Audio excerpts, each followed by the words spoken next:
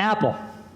Apple has long been the hottest company in this town. We'll talk about Apple in a minute, but right now, it's been displaced as the hottest company in Silicon Valley by a company that 5 years ago we really didn't see coming, Nvidia. What's that all about? I mean, that their stock went up 30% this week. They just kissed $1 trillion in value. That puts them up there with, it puts them ahead of Meta, among other things, but it's up there with Apple and Google, you know, and Microsoft. I mean, not bad. No doubt, any Nvidia employees in the room, drinks are on you.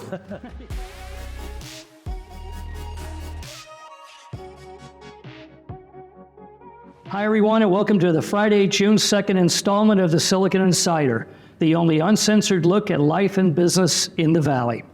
This week's podcast is special. Over the years, we've recorded episodes of this show in a living room, in a studio, and even in a pickup truck, but never before a live audience. So this is a first. We are at the weekly luncheon meeting of the downtown San Jose Rotary Club, one of Silicon Valley's most enduring and influential institutions.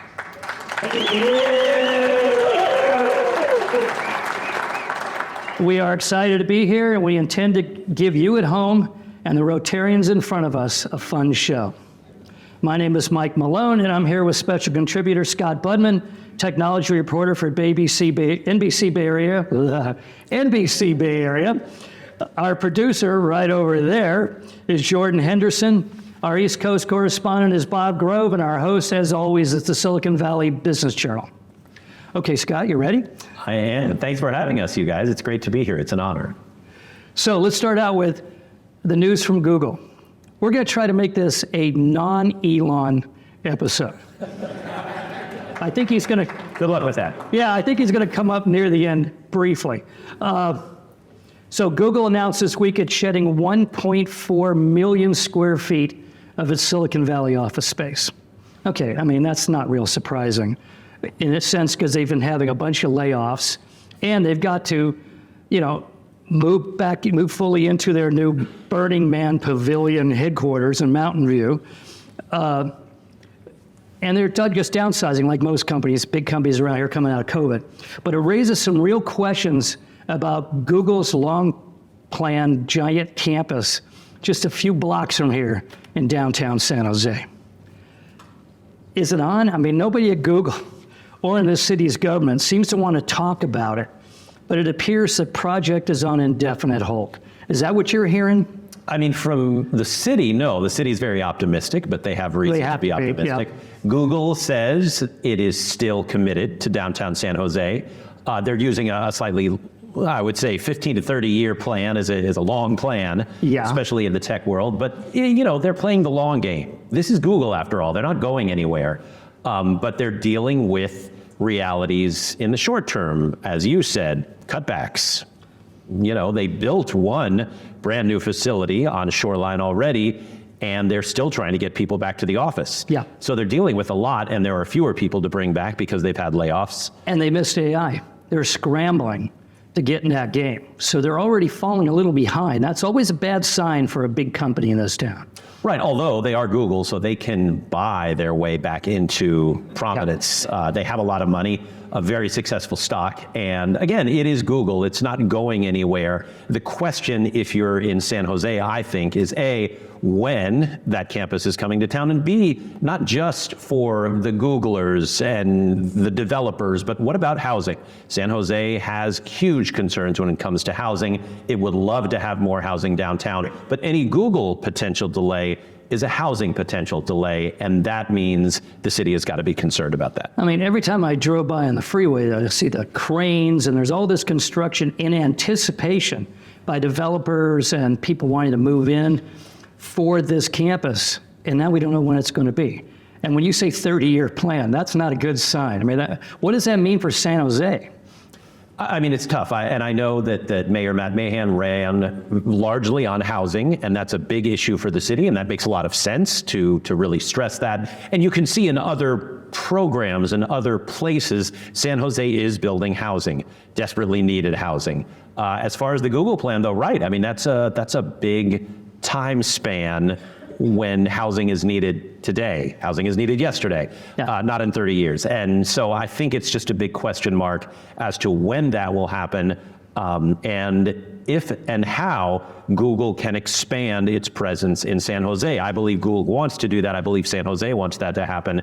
It just sounds like it's happening slower than maybe 3, 4, 5 years ago the original hope was. Okay, so I made a down payment on a condo around that block. I mean, what do I have to look forward to? Am I going to be looking at a mud hole for the next 5, 10 years?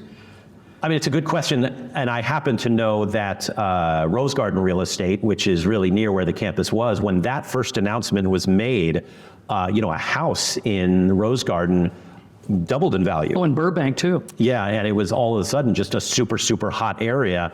And I wonder now, as the overall housing market has cooled somewhat, if that's the case now on the uncertainty and perhaps longer than expected timeline for Google's campus to be down there. But I wouldn't say it's not going to happen. I think it's too early to say that. But as the ebbs and flows of the tech industry ebb and flow, Google is one of the biggest. And so it's going to see layoffs, it's going to see concerns, it's going to see competition in what is right now the hottest area, like you said, artificial intelligence.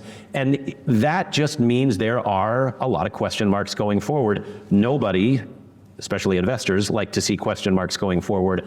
And that's what we have right now for the company's campus in San Jose. Okay, well, negotiations for this was, to say the least, attenuated. And did the negotiators of San Jose make a mistake by playing hardball too long? I mean, if they'd cut this deal earlier, maybe given up a little bit more, this would be under construction by now. I mean, did everybody forget there's actually a boom-bust cycle in Silicon Valley? Perhaps. I mean, right. The negotiations took a long time, but negotiations often do. But you're right. I mean, everyone in this room probably remembers the dot-com bust and how in 1999 and 2000, there were literally buildings that were half constructed. See-throughs. That just had to stop, and you saw like the rebar sort of sticking up for quite a while until eventually things got back to what we expect, which is growth and hiring and building. And so, right, you can't time these things. And so you can say, hey, if only this had happened earlier, yeah, there probably would be building, but, life is full of those sliding doors. For the time being, should the city just invest in grass seed and put it down there, have their own Central Park?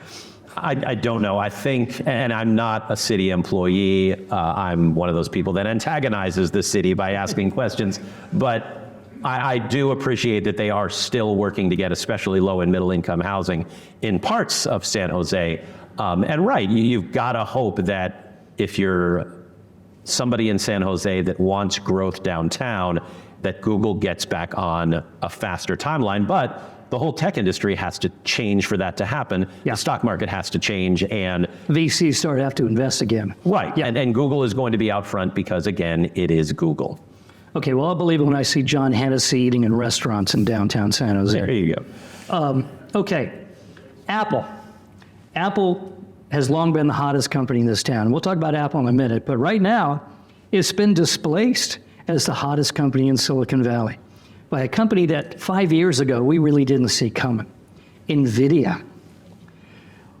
What's that all about? I mean, that their stock went up 30% this week. They just kissed $1 trillion in value. That puts them up there it puts them ahead of Meta, among other things, but it's up there with Apple and Google, and Microsoft. I mean, not bad. No doubt. Any Nvidia employees in the room, drinks are on you. My only pushback on that would be when you said we didn't see it coming. Nvidia has been strong for decades now.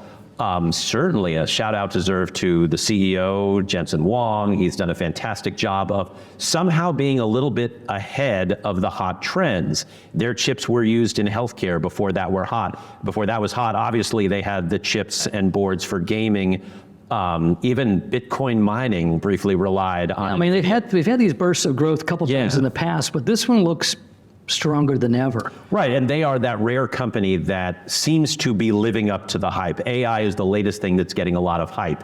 which means any company is going to say, hey, we're involved in this. The stock price is going to go up, and then a lot of them will be, there is nobody behind the curtain. We see that a lot. With Nvidia, though, they are honestly saying, hey, our chipsets are selling like hotcakes because they are needed in these server farms that develop AI. And so good for them. They were once again ahead of the hot technology. And they teamed up with Microsoft to build a supercomputer, right? So they're going after the web too with AI. Very much so. And they've had the chips that are in electric cars. They were ahead of that. Again, even the crypto and certainly AI. And you've got to give NVIDIA credit in an industry that is known to be built into everything, chip and chip equipment. They are out front making sure that they're built into the hot things. And that's not easy because a lot of that takes guessing in an industry that has to start building years before the product hits market. 6 months ago, Jens Wang was complaining. Talk about stepping off of a sinking ship onto a speedboat. He was complaining that the gaming business was dying and they might have, poor numbers, financials this quarter. And instead they're the hottest stock on earth because they just stepped off right into AI like it was effortless. Right, it's hard, and we've seen this before. It's hard for a chip company to pivot because they just have to do everything so far in advance. But NVIDIA is just more nimble than just about any startup I've seen, and they're being richly rewarded for it. So NVIDIA, Broadcom, AMD, right, they're all doing great. And then this week, front page, Wall Street Journal, Intel, saying Intel is still in a mud hole. As long as we're talking about mud holes, Intel is being characterized by America's leading business newspaper as a mud hole. Have they missed the boat again? They seem to be focused on building giant fabs, and that's going to be their way out. But that's never been the Intel way. They've always been the innovator. So there's going to be is it going to be like Intel Inside, a whole company, a giant company, everybody in bunny suits making chips for NVIDIA?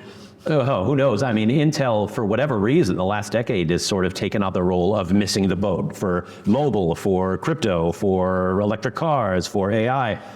They've made some investments in some good places. Even just today, I believe it was announced that they're investing in some AI security. But you're right, for whatever reason, they turned into the big behemoth of the industry that just can't turn fast enough to keep up with the industry trends. It reminds me of Abba Eban's phrase about they never miss an opportunity to miss an opportunity. I don't know what's going on over there. Ever since Andy Grove, right? That's been a lost company. Missing the mobile boat, which is a several $1 trillion boat that you don't want to miss, and they're still playing catch up on that. And when you're constantly catching up to something that is now built into our lives, a la mobile, it's hard to stay ahead and catch up to the next thing, and that's their problem. Okay. Also this week, your old friend Elizabeth Holmes reported the Country Club prison in Texas. I say old friend because this poor guy covered that story for a year every day, getting up before dawn to go to the federal courthouse. And you got to be there for the verdict. And was this it? Is this the end of the story for 11 years? Well, so right, she was sentenced to 11 years in prison in Texas. She checked in yesterday. There are still appeals going through the courts. So there is a chance that she'll win an appeal and be let free. But it's doubtful, and again, I claim no legal knowledge despite my proximity to this case, but I talked to a lot of lawyers about this, and they say, hey, the appeal will continue, but even when the last appeal was filed, the district court said, great, we'll look at the appeal, but you're going to be in jail while we look at it. So that perhaps hints that they didn't think it had a really big chance. It's one of many appeals she's filed, and so, I've literally been part of this thing for 2 straight years, and it is a little weird to know that she's now in jail. What am I going to do with my career from here on out?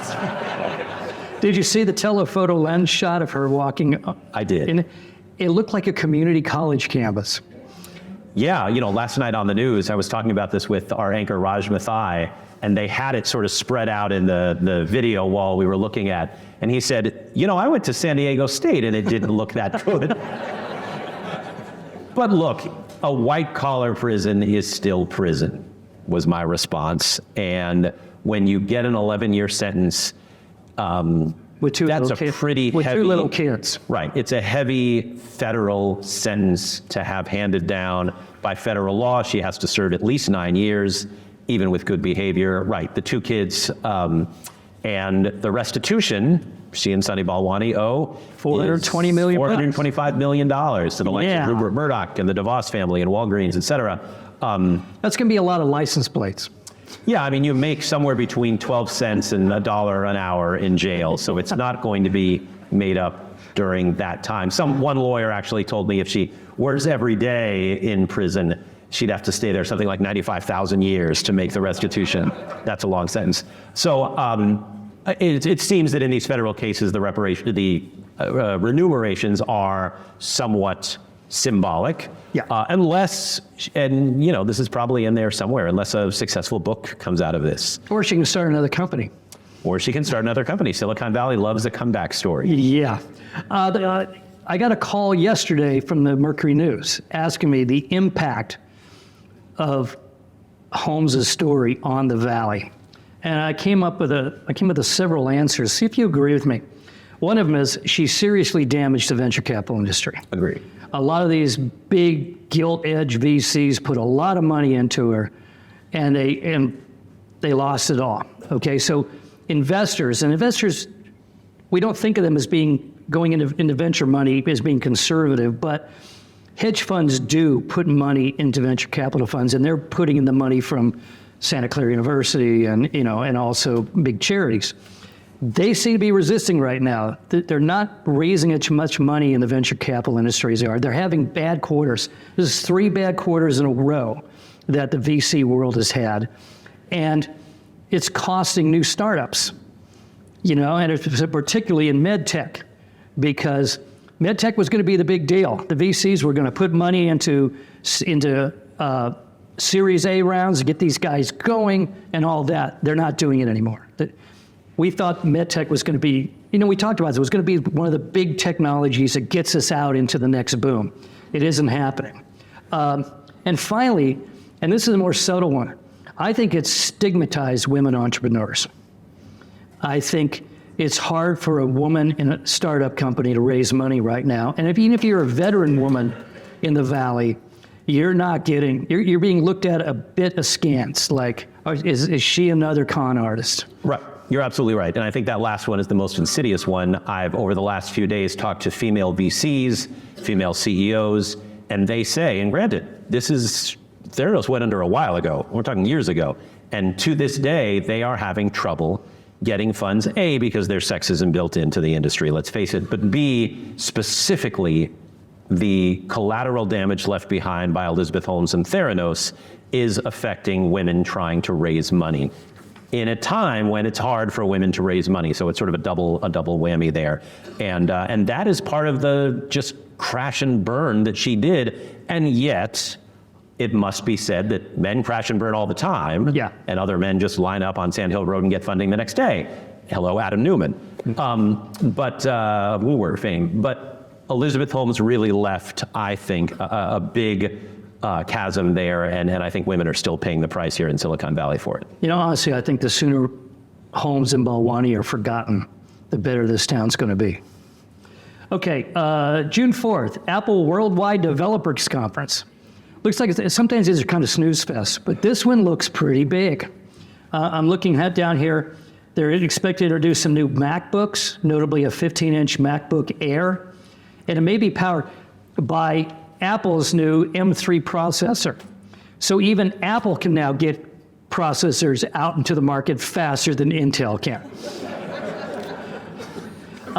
It also may introduce a new 25-inch iMac and even a long overdue MacBook Pro. But the big news apparently is a reality headset with its own special operating system. Apple doesn't introduce new operating systems more than once every 20 years.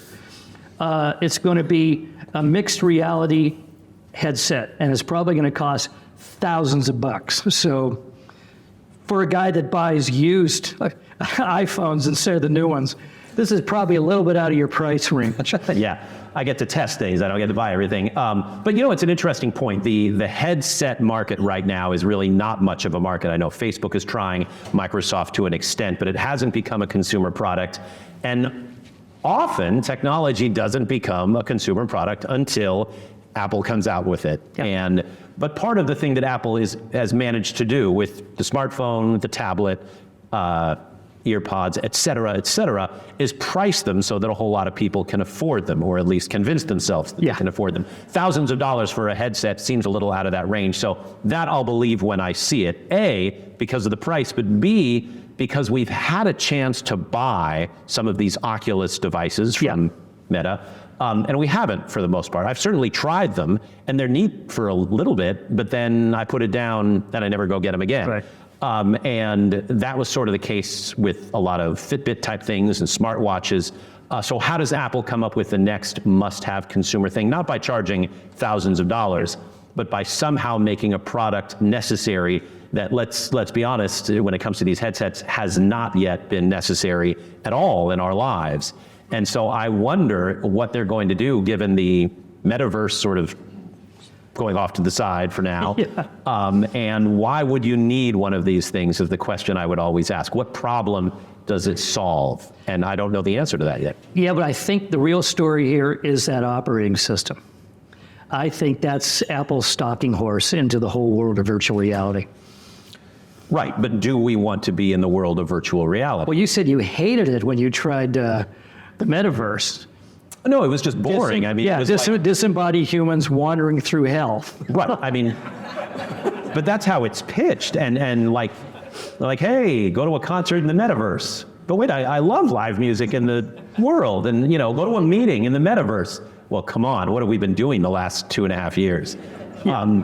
So I don't mean to be overtly skeptical, although that is how I earn my paycheck. But I think we just need to say, why do we need this? We said that to Mark Zuckerberg and Facebook, and his answer was, okay, I admit we don't. And that made the company about $300 billion in market value in a very short period of time. It was a really good answer, I thought he gave. But now to ask I think Apple, their campaign should be, you get to be alone, and we'll give you lakes eventually. Yeah, that's a really good 1-2 punch for the social world. Right, I would need to know why we need this and what problem it solves, and I haven't heard answers to either of those yet. Well, in terms of Apple, kudos to Cook. I mean, Apple may no longer be a great innovator, but it is the greatest product developer in history. Right. I mean, we've learned through Silicon Valley that, product innovation is huge, and all of you who have bought anything from cars to phones appreciate what's come out of this area, but also how you update those products and supply chain those products and get those products into people of all ages, pockets and purses, et cetera. And no one, I think, in history, perhaps, has done that as well as Tim Cook. I can't remember one, and I'm old. Okay. Finally, if you've grown tired of Alexa awakening you in the morning to the voice of Shaq or Samuel L. Jackson, which is actually kind of cool, or God forbid, Melissa McCarthy, Amazon has announced that function is about to end on your device.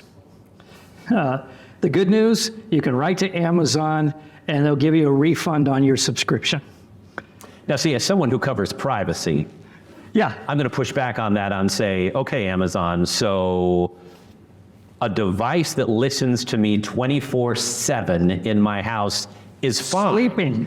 Right. But the idea that Shaquille O'Neal or Melissa McCarthy is going to be the voice is somehow going out of business. I'd rather saw my leg off than listen to Melissa McCarthy wake me up in the morning. I like Melissa McCarthy. Oh, I do too, but... I've never heard her wake. So, anyway. No, Alexa is the apocalypse. I mean, let's call it. I mean, it listens to everything you say. It can listen to what your neighbors say. It can listen to your fight in the next room.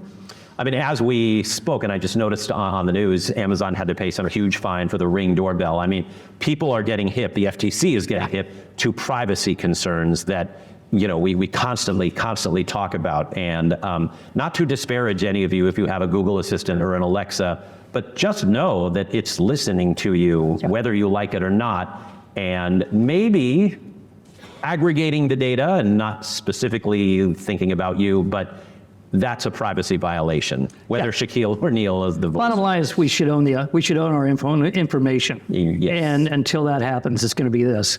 So you can get rid of all that stuff, and meanwhile your kids are on TikTok supplying the Chinese every bit of information about your life. Well, that is an issue that's not going to go away anytime soon. Do we ban TikTok? Montana is trying to do that right now. Right, and I mean, good luck with that, by the way. But TikTok almost has to have a future, and I just wonder, is it possible to have a future unless they spin off an American version of it? Because, and think about where our country is in terms of left versus right and Democrat versus Republican and all of these things. Is there one thing that both sides agree on? And the answer is TikTok and Chinese spying. And the country came together with the spy balloon. It has come together on TikTok. It is completely not together on anything else in this world. So that tells you something about what TikTok needs to do, because it is the one thing uniting our country. That's it for now, ladies and gentlemen. I'm proud to say we did not mention Elon Musk or Twitter today. Thank you, you guys. You can find us on the Silicon Valley Business Journal homepage, as well as on Spotify, Anchor, and Google Podcasts, Apple Podcasts, LinkedIn, and check out our YouTube page. Thanks to the Downtown San Jose Rotary for being such a great audience, and we'll see you next week. Bye-bye.